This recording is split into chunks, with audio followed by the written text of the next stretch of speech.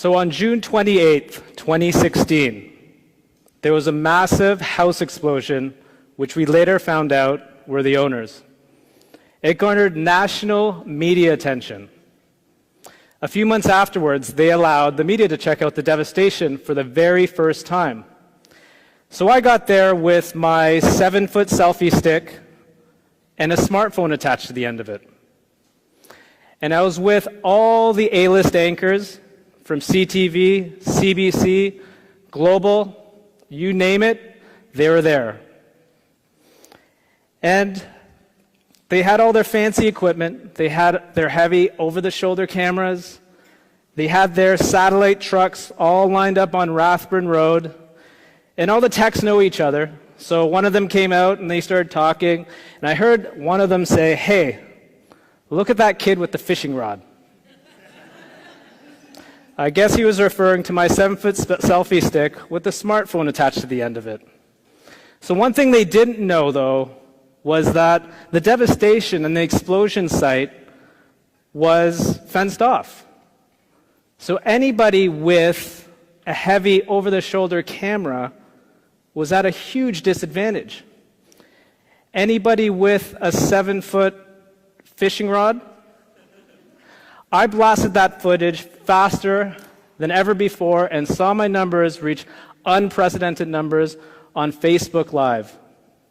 And that's when I knew I was part of a shift. I was part of a shift in the media landscape. I literally beat out every single major news organization in Canada with a fishing rod and a smartphone attached to the end of it.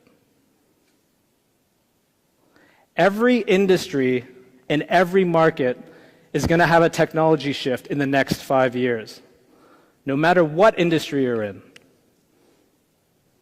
So, the Harvard Business Review did a survey on executives and asked them what the biggest technical disruption that's going to come out in what industry.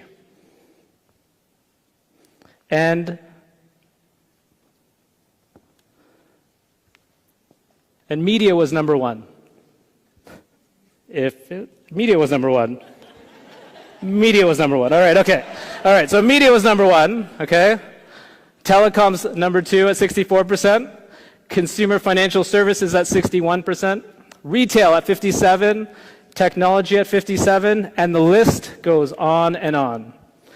So it's interesting how media is number one.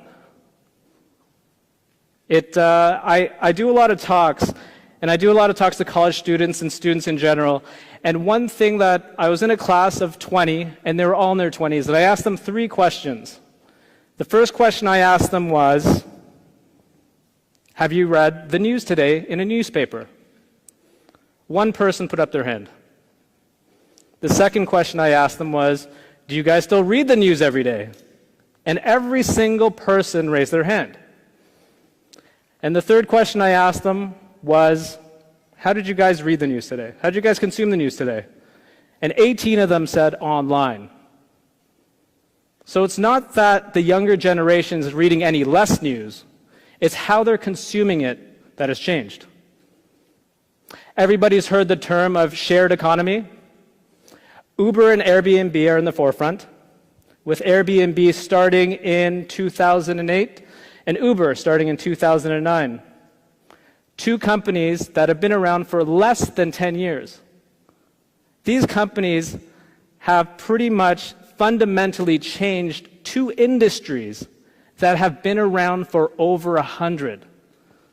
If you think about that, the taxi and the hotel industry have been around for over 100 years, and 2 companies that have been around for less than 10 have totally fundamentally changed the way they have to operate. I remember a couple of months ago, I went to Japan with my wife.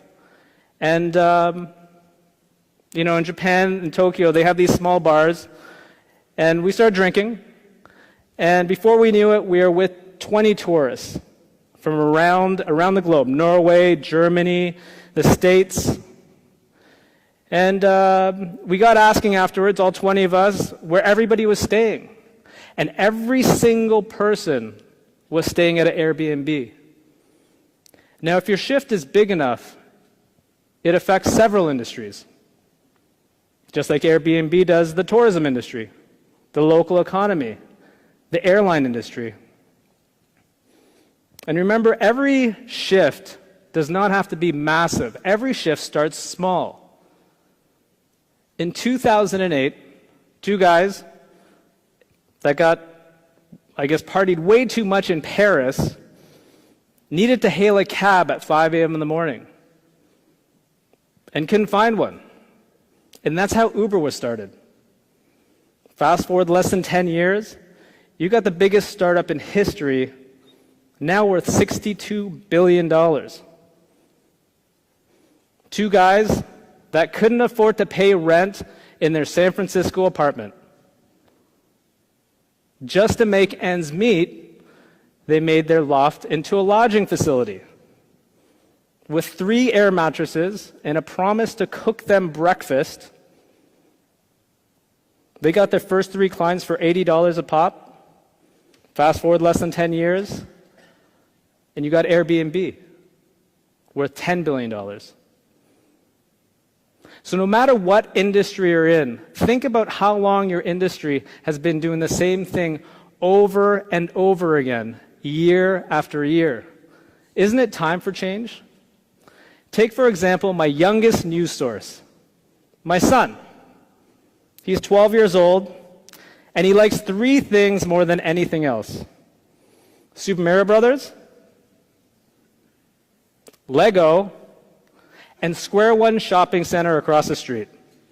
Okay? He actually has an iPad. He actually collects store logos from Square One for fun on his iPad. Okay? So he does research on his iPad, and he loves Square One so much, he does research, and he researches retail trends on his iPad.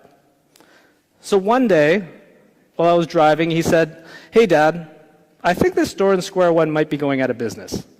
And I'm like, "Okay, how'd you come to that conclusion?" And he goes, "Well, this website told me that the American counterpart isn't doing so well, so I think the store in Square One might be closing down." So I gave it to my editor to take a look at, and lo and behold, he was correct. He actually got news out before Square One did. My son, with research on his iPad, got me 20,000 page views on my website. That'll pay for your Lego, son. So I challenge you to find the shift in your industry like I did with local news and local media. So who has their fishing rod ready?